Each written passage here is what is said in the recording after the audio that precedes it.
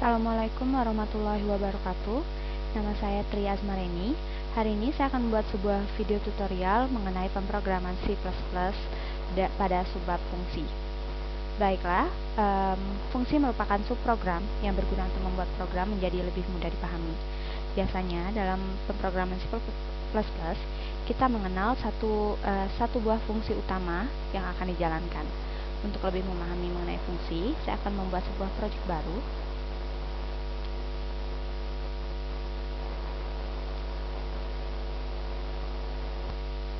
Sebuah proyek yang akan saya beri nama modul 9 fungsi.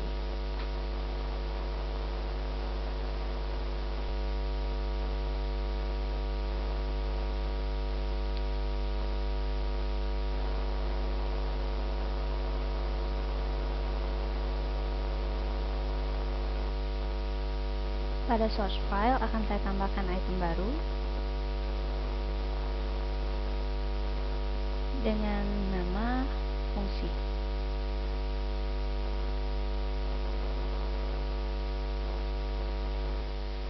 Pada new item ini saya sudah memberikan keterangan bahwa kita akan mempelajari tentang fungsi tanpa nilai balik, dengan nilai balik, dan fungsi dengan parameter. Selanjutnya, seperti pemrograman biasa, saya akan mengincludekan library iostream dan menggunakan string namespace std. Seperti yang saya katakan sebelumnya, bahwa fungsi yang harus ada di dalam sebuah pemrograman adalah fungsi utama. Saya akan membuat fungsi utama terlebih dahulu, in main. Di dalam fungsi utama yang saya masukkan pertama kali adalah system pause,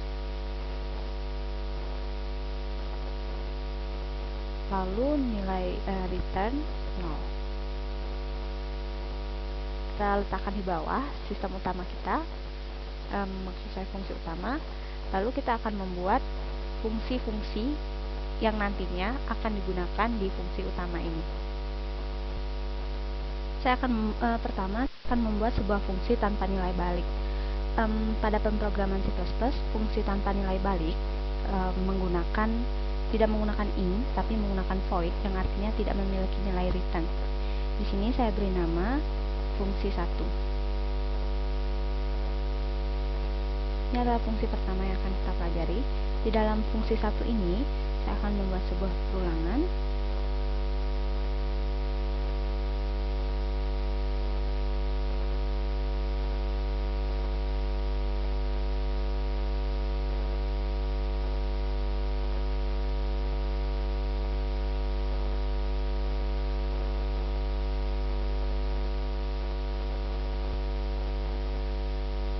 Sini lalu saya masukkan,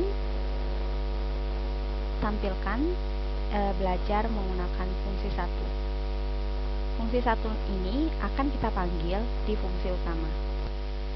Cara memanggil fungsi 1 ini, saya beri komen, cukup dengan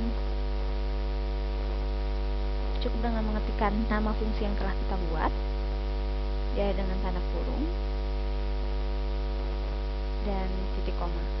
Di sini sudah berarti bahwa pada fungsi utama kita akan memanggil fungsi 1 untuk dieksekusi. Ini adalah fungsi tanpa nilai balik karena tidak memiliki return. Setelah mempelajari tentang fungsi tanpa nilai balik, selanjutnya di luar kurung kurawal dari void fungsi 1, saya akan membuat sebuah fungsi baru lagi yang akan mengembalikan sebuah string. Di sini fungsinya bertipe char. Lalu saya ketikkan fungsi string.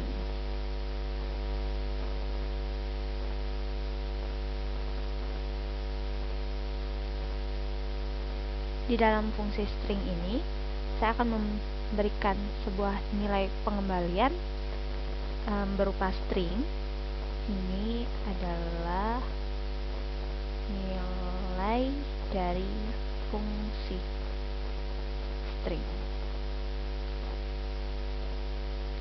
Jadi pada fungsi kali ini adalah sebuah fungsi yang mengembalikan sebuah nilai, yaitu mengembalikan string. Nilai returnnya atau nilai pengembalian dari fungsi ini adalah string, lalu kita panggil fungsi ini ke dalam fungsi utama.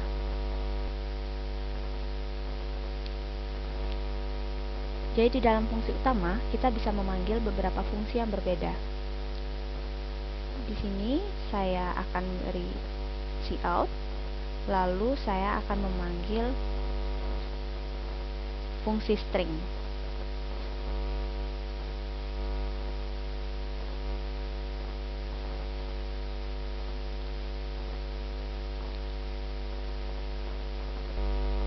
Ini adalah bagian yang memanggil fungsi string ke dalam fungsi utama.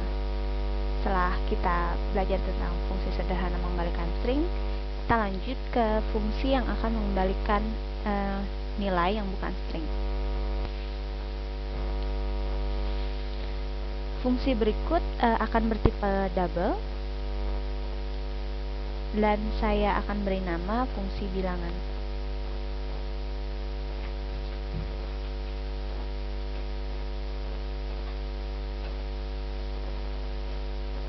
Di dalam fungsi bilangan ini, saya akan nilai balikannya adalah misalnya 3,14. Jadi, fungsi ini akan mengembalikan sebuah nilai, yaitu 3,14.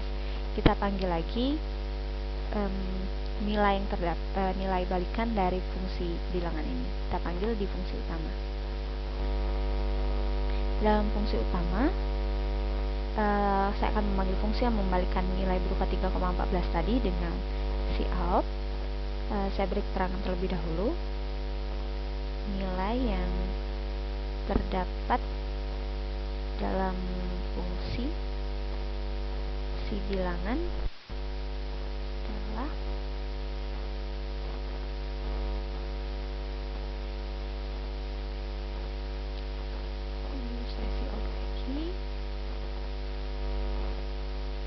masukkan nama fungsi bilangan tadi,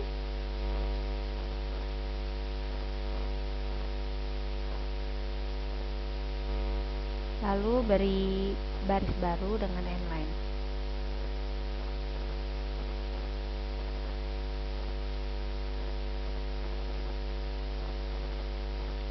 Setelah memanggil fungsi yang mengembalikan nilai,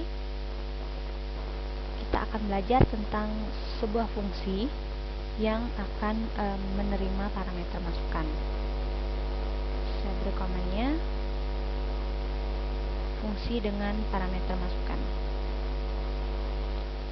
Saya beri nama fungsi ini jet tambah 1.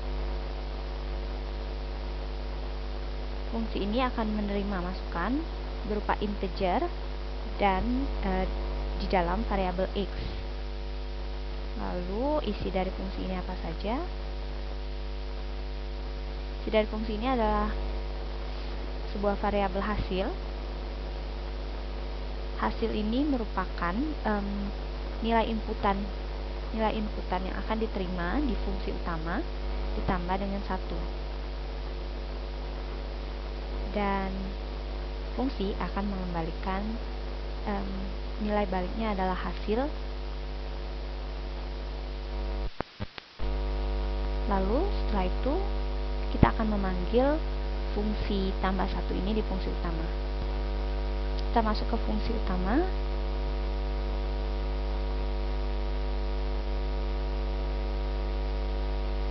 Sebelumnya kita harus mendeklarasikan variabel yang akan digunakan sebagai nilai parameter pada saat dipanggil. Saya membuat sebuah variabel bilangan dan hasil. Variabel bilangan ini akan dikenali sebagai variabel x di fungsi tambah 1 yang kita buat sebelumnya. Lalu saya cout keterangan terlebih dahulu.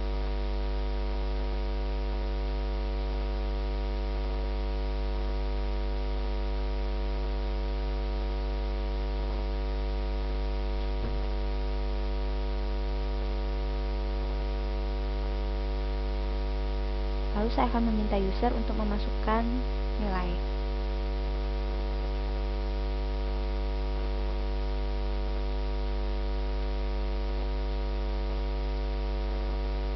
Dan program meminta menampung yang diinput oleh user sebagai variabel bilangan. Selanjutnya, variabel hasil akan menampung fungsi 1,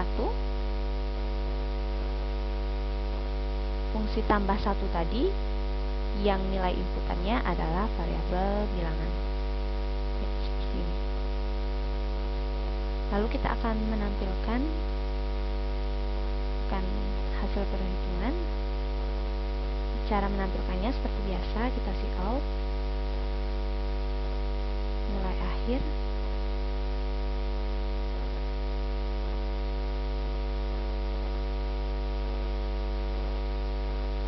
kita tampilkan variabel hasil. Ya, seperti ini. Jadi di sini kita memiliki beberapa fungsi di dalam satu item. Kita memiliki fungsi tanpa nilai balik dengan menggunakan void, lalu fungsi yang membalikan string, fungsi yang mengembalikan sebuah nilai, dan fungsi dengan parameter masukan. Semua fungsi ini akan ditampilkan di satu fungsi utama yang akan memanggil fungsi 1, fungsi string, fungsi bilangan, dan fungsi parameter dengan nama tambah 1.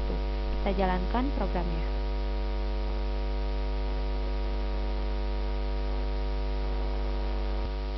Bisa dilihat di sini yang keluar dari output dari program kita.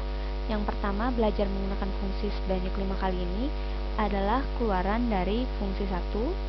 Ini adalah nilai dari fungsi string adalah fungsi string.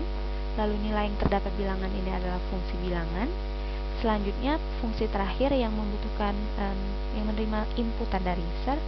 Misalnya saya memasukkan angka 5, enter, lalu nilai akhir adalah 6. Di bagian terakhir ini, fungsi yang digunakan adalah fungsi 1. Ini semua adalah program kita. Di dalam fungsi utama terdapat beberapa fungsi yang dipanggil. Demikianlah tutorial hari ini mengenai fungsi. Semoga bermanfaat. Wassalamualaikum warahmatullahi wabarakatuh.